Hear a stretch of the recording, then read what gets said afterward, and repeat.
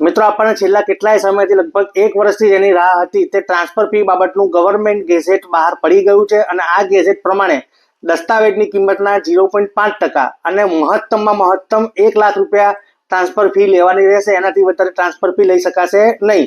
અને પહેલા service સોસાયટીને transfer fee લાગતી નહોતી, હવે હાઉસિંગ સોસાયટી અને હાઉસિંગ સર્વિસ સોસાયટી બંને પ્રકારની સોસાયટીમાં હવે ટ્રાન્સફર ફી હવે પછીથી આપવાની રહેશે અને એની મર્યાદા નક્કી કરવામાં આવી છે 1 લાખ રૂપિયા।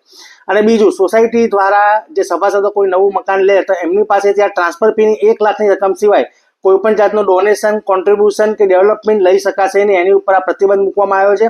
અને બીજી બહુ જ મહત્વની એક વાત એવી કરવામાં આવી છે કે જો કોઈ પણ જાતના અવેજ વગર મિલકત ટ્રાન્સફર થઈ હોય વારસદારોને વિલના માધ્યમથી અથવા તો ગિફ્ટ ડીડના માધ્યમથી, બરાબર, તો એ અવેજ વગરના ટ્રાન્સફર ઉપર 1 રૂપિયો પણ ટ્રાન્સફર ફી લેવાની નથી। અને આ નિયમ છે એ હવે પછીના સમયમાં ગેઝેટ પડ્યા પછીની તારીખથી લાગુ પડશે। એટલે 5 વર્ષીય અરસાથી નહીં પણ હવે પછી આ ફી લેવાની રહેશે, જૂનાને આ લાગુ પડે નહીં।